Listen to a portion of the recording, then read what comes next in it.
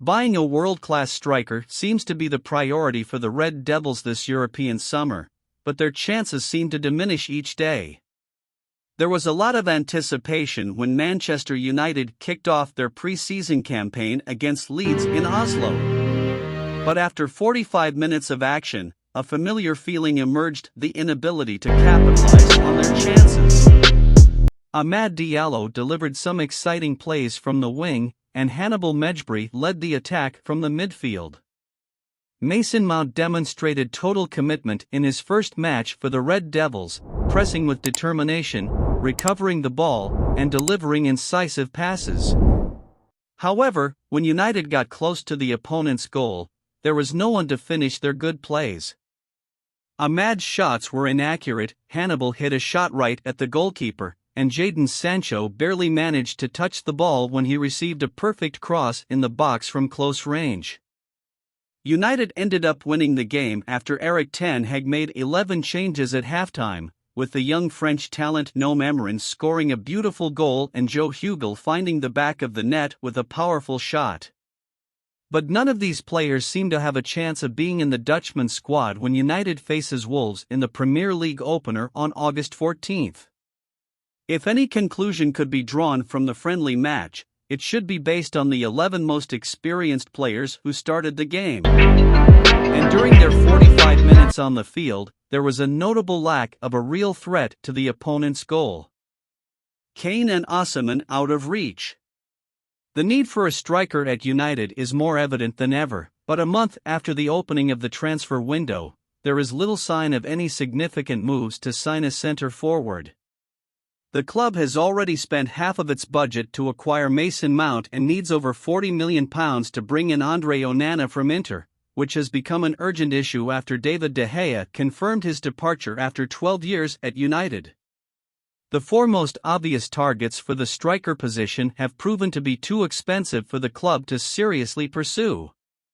Harry Kane was Ten Hag's top choice, but Tottenham is determined not to sell their talisman to a direct rival, and he comes with an extremely high price tag, at least £80 million for a player who will turn 30 at the end of the month. While Bayern Munich had 2 offers for Kane rejected, United didn't even make a proposal for the player, reflecting their lack of confidence in reaching an agreement. Victor Osimhen is 6 years younger than the English captain and is another player coveted by the club, but he is even more expensive than Kane. Napoli's president, Aurelio De Laurentiis, recently stated that it would cost £170 million to sign the Nigerian striker. Striker Goncalo Ramos from Benfica and top scorer Randal Kolo Muani from Eintracht Frankfurt are the second-choice targets, but making an offer in the range of £80 million would be necessary to sign either of them, putting them out of reach for United as well.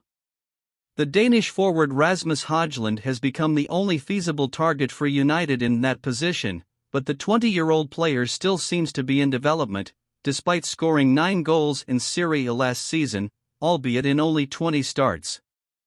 Hojlund could be an intriguing prospect. He has been compared to Erling Haaland and has impressed for the national team, scoring 6 goals in his first 4 games, including a hat-trick in his debut against Finland.